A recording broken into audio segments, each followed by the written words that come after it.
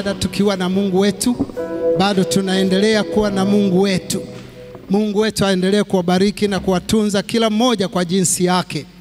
Nimshukuru Mungu kwa ajili ya wale wote waliohubiri Jumapili zote zilizopita tangu tuanze mwaka huu, lakini na wiki mbili zilizopita waliohubiri juu ya habari ya Pasaka. Na tunaendelea na Pasaka yetu. Hata leo ni Pasaka ndogo. Historia siku ya leo ya Jumapili ni Pasaka yenyewe. Lakini kuna ile ambayo inatukumbusha juu ya kile kitendo kilichofanyika miaka 2000 iliyopita pale msalabani. Na leo hii, siku ya leo ni siku ambayo inakumbukwa mahali popote kulingana na Biblia. Ni siku ambayo Yesu Kristo alianza safari yake kuelekea Yerusalemu, kutokea katika vijiji na miji tuliyoisoma katika kitabu cha Marko sura ile ya 11 na mstari ule wa 1 mpaka mstari wa 10. Kusoma nako kurudia inaweza kuleta muda kwenda, lakini nimesoma mahali pale. Kama unaweza kufungua Biblia yako, utakuwa tunakwenda pamoja, lakini nitaleta kile ambacho tunahitaji kukielewa na kukitambua.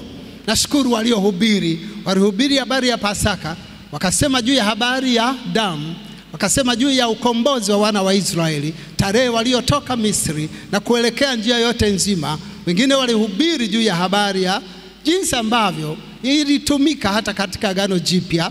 Lakini pia na leo nataka nikuletee siri ya damu ya Yesu Kristo, kwamba ina nguvu yake. Ile tarehe ya Yesu Kristo kutoka katika vijiji ambavyo tumevisoma kuelekea Yerusalemu, Yesu anaagiza watu wawili, wanafunzi wake wawili, waende mahali alikowaelekeza, wampate mwanapunda ambaye hajapandwa bado. Watamkuta amefungwa. Akishamuona wamfungue, wamlete. Na wakiulizwa nani anamhitaji, akasema waseme ni Bwana ndiye anayemhitaji. Mungu ana mamlaka yote na uwezo wote kwa jina lake. Anajua yote, anaelewa yote, anatambua kila kitu. Anajua kwamba mwanapunda watamuona, lakini pia maswali watakayoulizwa anayajua. Lakini pia watakayoambiwa wakubaliane nayo. Nani ambaye alikuwa anajua kwamba watakuja kuchukua punda yule ambaye hajapandwa bado? Mwenye punda yule alikuwa haelewi. Lakini ilitokea Yesu Kristo akasema nenda, na wakatii, wakaenda. Kazi yetu kubwa wakati mwingine ni kutii sauti ile unayosikia ni ya Mungu, itii. Hata leo ukisikia jambo fulani linakugusa, litii kwa jina la Yesu. Yesu Kristo akawaambia, wakaenda wakamleta, kamweka pale. Injili zote zinataja, Yohana anataja, Marko anataja, Yohana anataja, Luka anataja, Mathayo naye anazungumza. Kila mmoja anazungumza jinsi ambavyo aliona na jinsi alivyosikia au jinsi alivyofundishwa. Kamleta Yesu Kristo, akapanda. Yesu Kristo hakuhitaji VAT. Yesu Kristo hakutaka hama. Yesu Kristo hakutaka Alphard. Hakutaka gari kubwa, watasema magari ya Yakobo vilikuwepo. Wala hakutaka ngamia. Alitaka mwanapunda ambaye hajapandwa bado. Nani alishapanda punda hapa? Wote tumepanda mabasi yenye nguvu, yenye AC, yaliyo safi. Hata siku hizi tunachagua, usinikatie hii, mimi nataka hii. Yesu Kristo alitaka mwanapunda anayelala nje ya nyumba ya watu. Kwa kuonyesha ishara ya unyenyekevu aliyokuwa nao. Bwana wetu ni mnyenyekevu na wanaomfuata wanapaswa kuwa wanyenyekevu kwa jina la Yesu. Unyenyekevu kama alikuwa nao, mimi ninapaswa kuwa nao, wewe unapaswa kuwa nao. Nasema Mungu yeye mwenyewe anajua, angelitaka kitu cha thamani angelitaka, lakini hakufanya hivyo. Alipoleta kapanda, watu wakaona ya kwamba huyu anakwenda Yerusalemu, ndiye atakayekuwa mtawala. Huyu anakwenda kushika mamlaka yote, anakwenda kuleta ushindi. Kitu kilichofuata, wanapanga na kutengeneza nguo zao na kuweka barabarani, kila mmoja na kanga yake nzuri.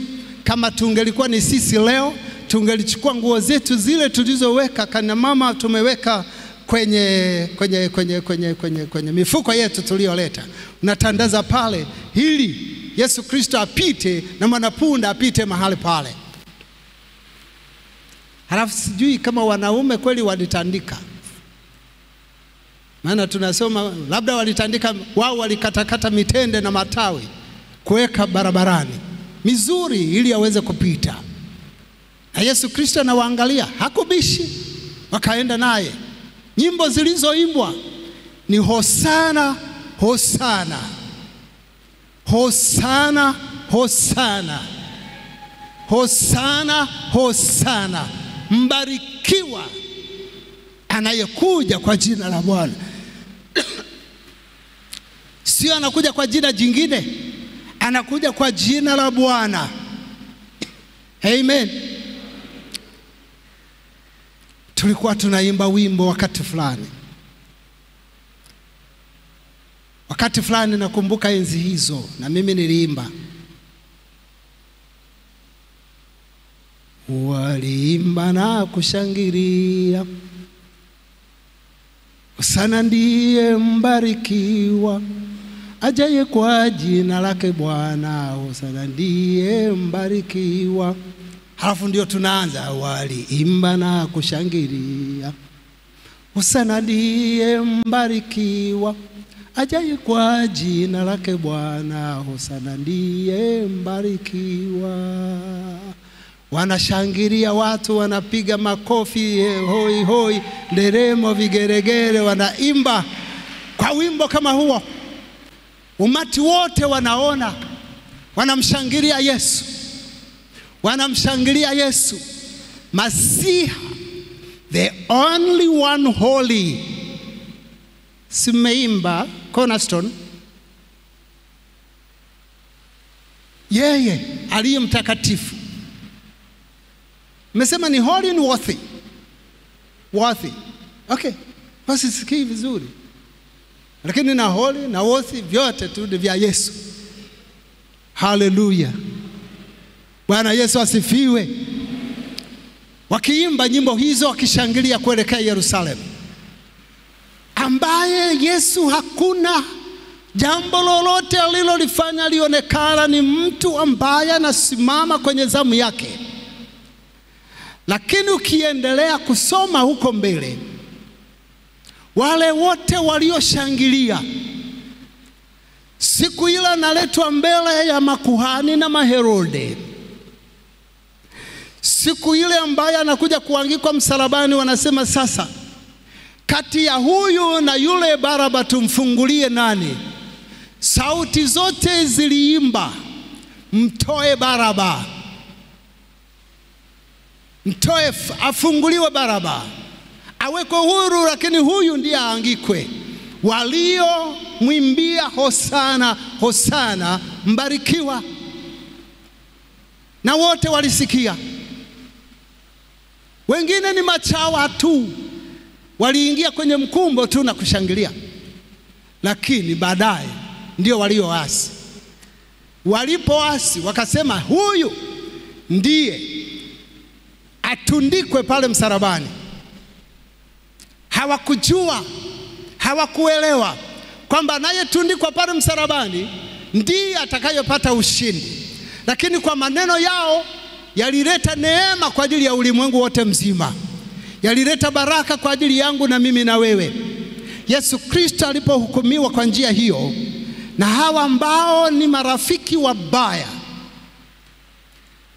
na wale wengine hawakumtetea aliyokuwa nao, kati ya wanafunzi wengine aliyokuwa nao hawakumtetea na wengine walishamwacha. Kisoma ile sura ya 6 mstari wa 10, mistari inayoenda sura ya 6 inahusu habari ya chakula cha Bwana.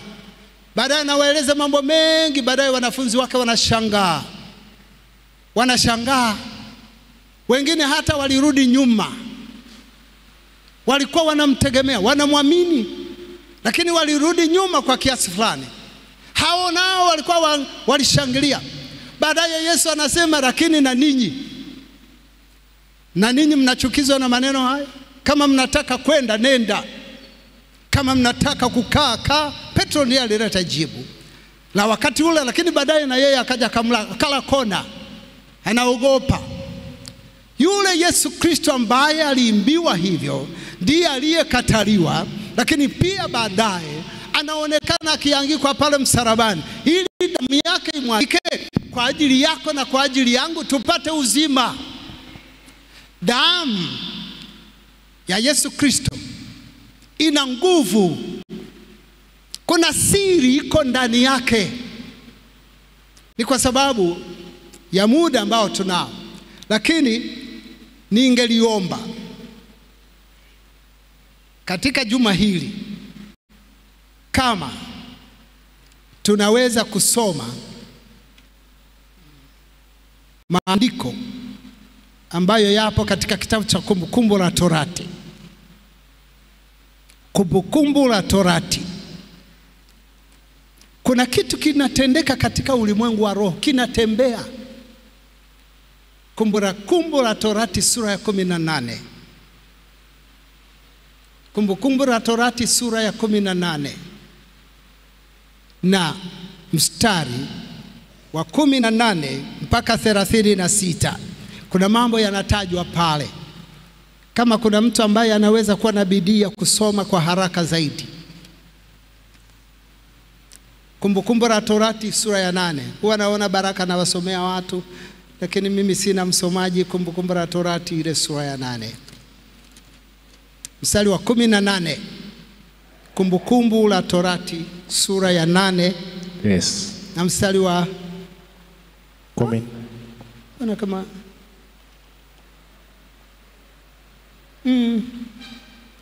I'm so sorry. Pole. Lakini niseme maneno ambayo yapo, nitakuja niilete. Mungu atusaidie.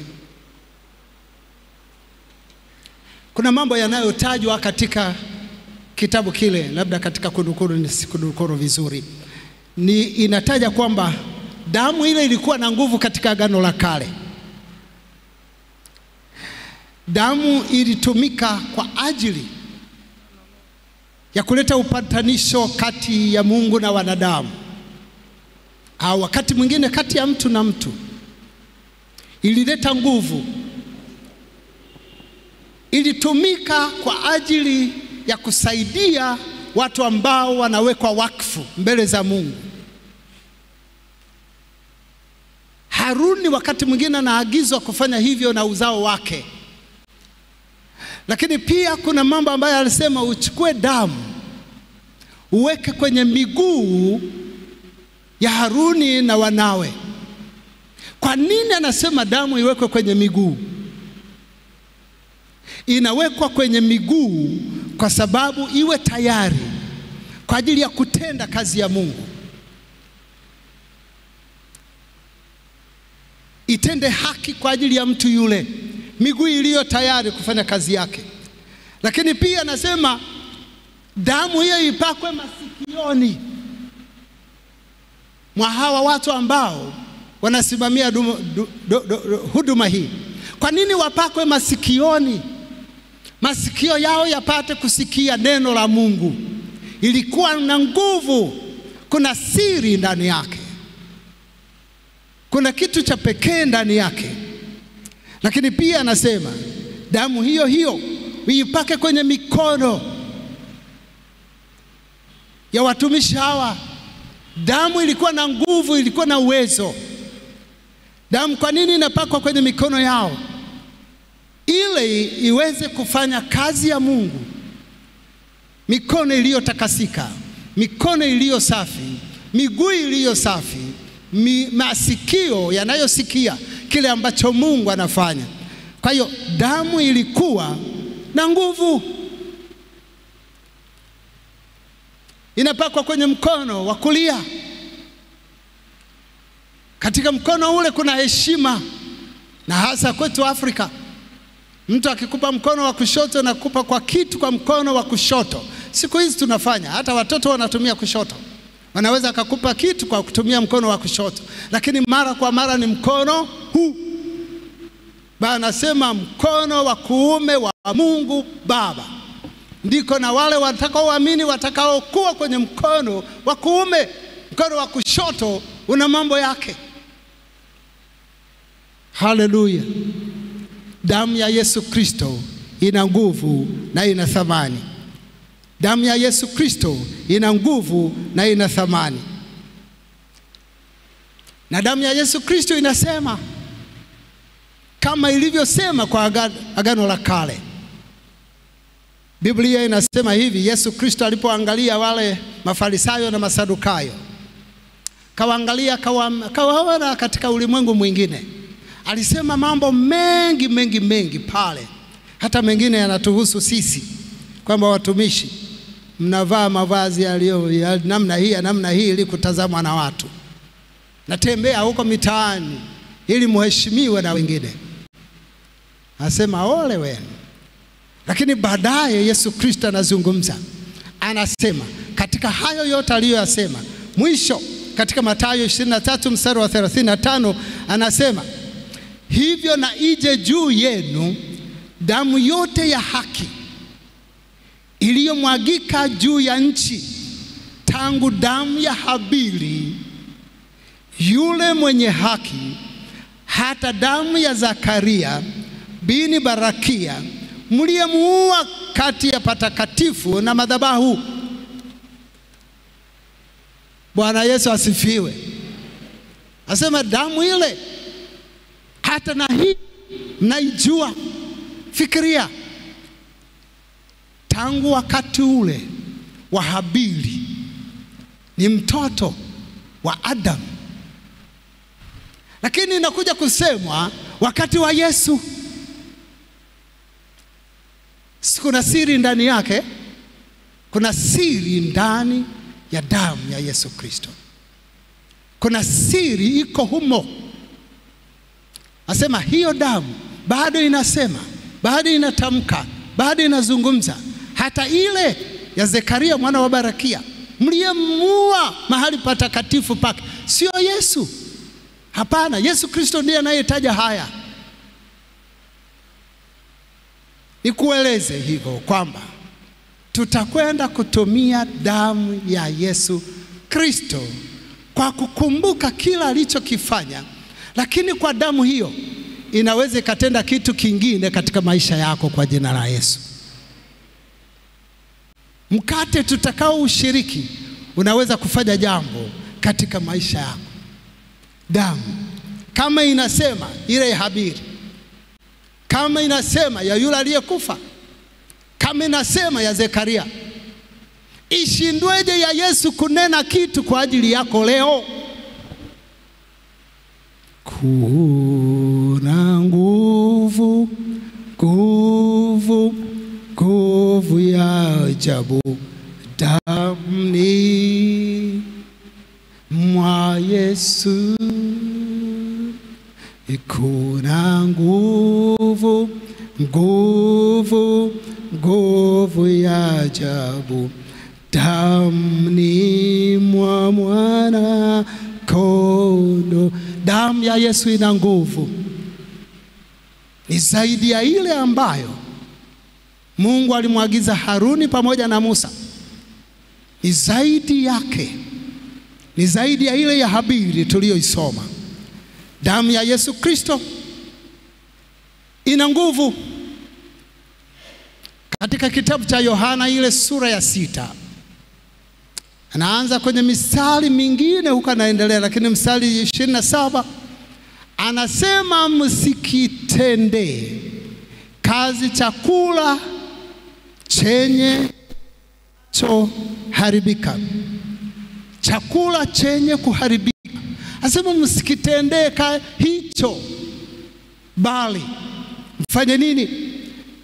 Kitendee haki chakula kidumucho hata uzima wa milele.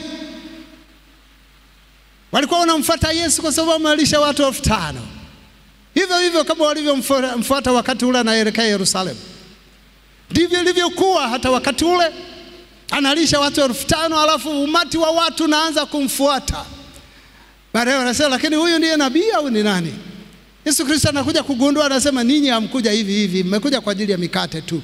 Nataka kuwaeleza kwamba mlichokuja kukipata, mnatafuta chakula kile ambacho kinaharibika. Tafuta chakula kile kinachodumu milele yote. Asema baba zenu walikula mana kule jangwani, wakafa. Bwana Yesu asifiwe. Wao walikufa. Lakini mimi chakula changu kinatoka mbinguni. Kinatoka mbinguni. Sio kile walichookota njiani na umande waliochukua halafu wakadunduliza tu kwenye sanduku. Sio hicho. Kipo chakula ambacho ukila kikitoka mbinguni unapata uzima. Haleluya. Kinachotoka mbinguni ndicho unachoweza kupata uzima, hata uzima wa milele.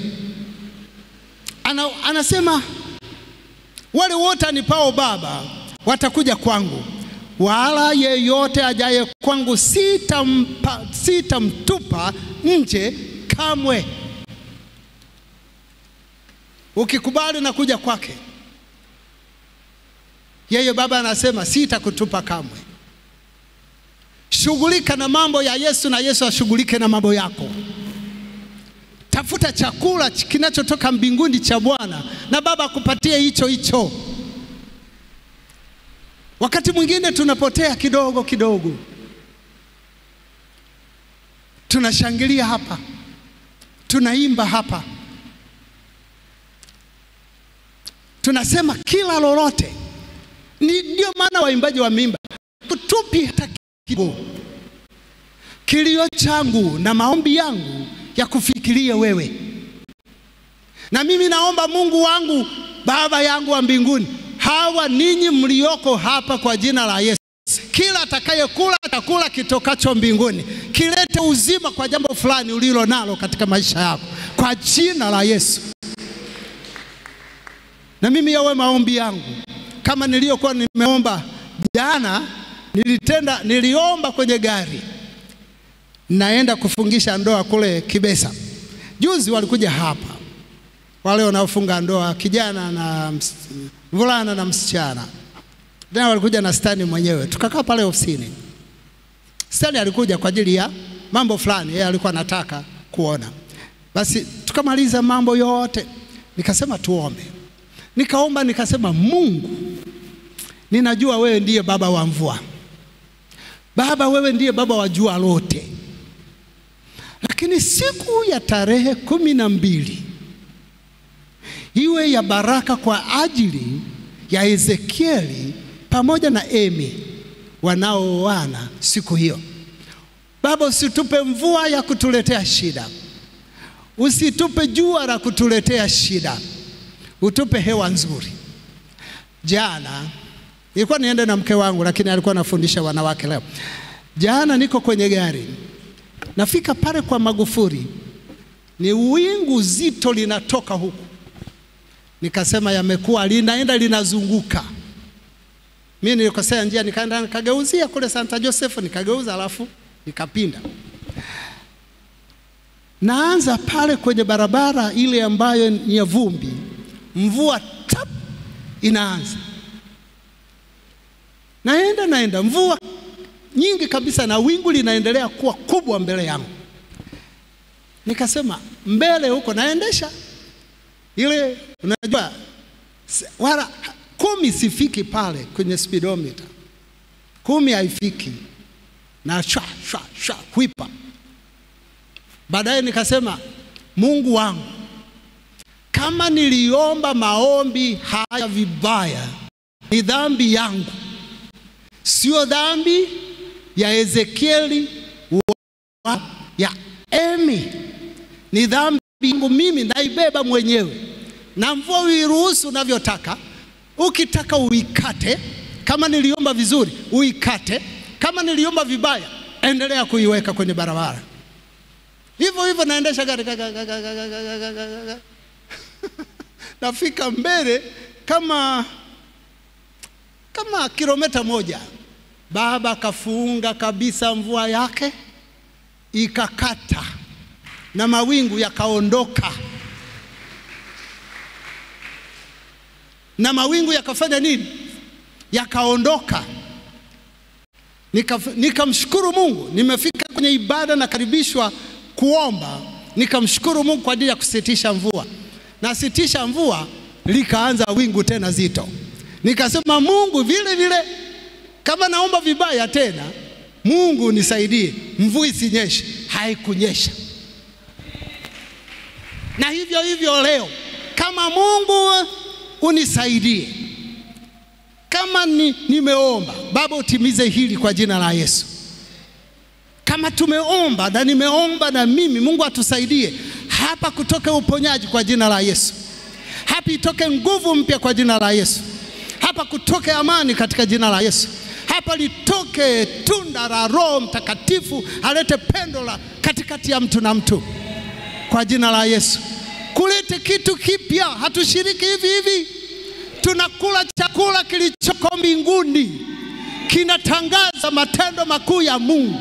Tunaposhiriki, Baba anatuona, ashushe neema zake na baraka zake. Na kila tunalolishiriki, Baba ashiriki nasi. Asema hivyo Mungu wa majeshi. Anasema mimi ndimi chakula cha uzima. Jambo hili halikuwa raha watu. Halikuwa raha watu. Kama anasema mimi ni chakula cha uzima. Hili halikuwa raha wanafunzi. Halikuwa raha Mafarisayo. Lakini walioko katika Roho liliwaletea neema na baraka kwao. Ndipo anapoendelea anasema mimi ndimi chakula cha uzima. Halafu Baba yetu wa mbinguni, tule chakula hiki ambacho kinashuka kutoka mbinguni, na kwamba kila mtu akile na asife, na mambo yako yasife, na kila kitu ulicho nacho kisife, kila kitu unachotarajia kisife, kwa jina la Yesu Kristo, Mungu wetu aliye Bwana na mfalme wetu. Ndio maana waimbaji wamesema Mungu amepewa mamlaka mbinguni na duniani. Sayuni wameimba Mungu amepewa mamlaka yote mbinguni na duniani. Anayo mamlaka yote, ana uwezo wowote mbinguni. Na hata leo tunaposhiriki meza ya Bwana, tunashiriki meza ya Bwana kwa sababu Baba ametuagiza hivyo. Na anasema, waimbaji anasema, kwa kuwa Mungu ni wa rehema, alimtuma Yesu kutukomboa. Na ndiyo maana alitenda muujiza wakati wa Paulo na Sila. Mungu wetu aliye hai, tunakushukuru kwa sababu tumepata neema ya kulindwa na kupona.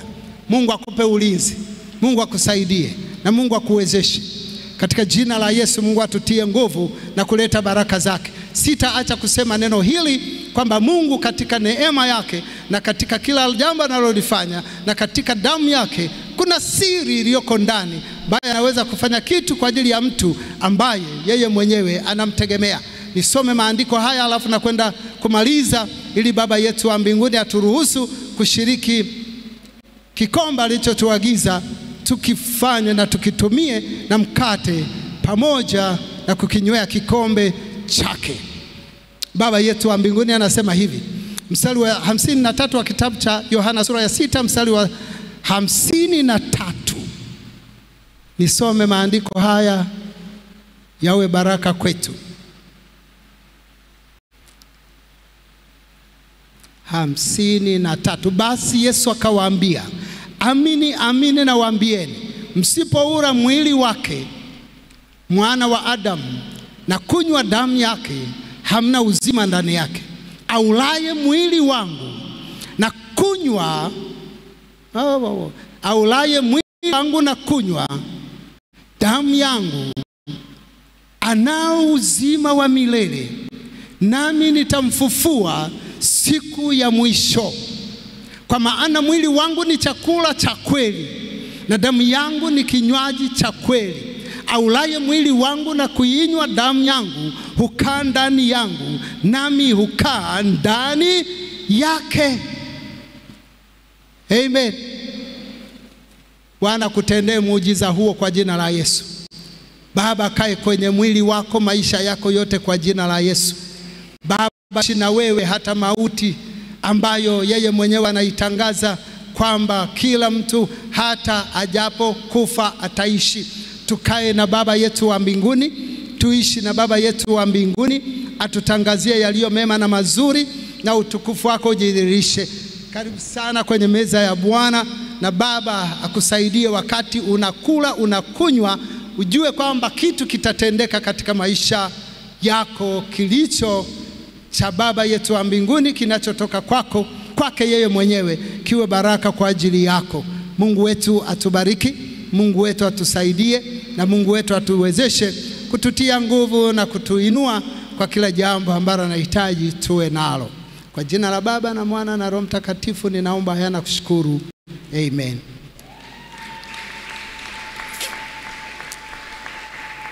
Asante sana. Sasa ni wakati ambapo tutakwenda kushiriki meza ya Bwana. Paulo anazungumza neno mengi juu ya hili kwa kanisa la Korinto.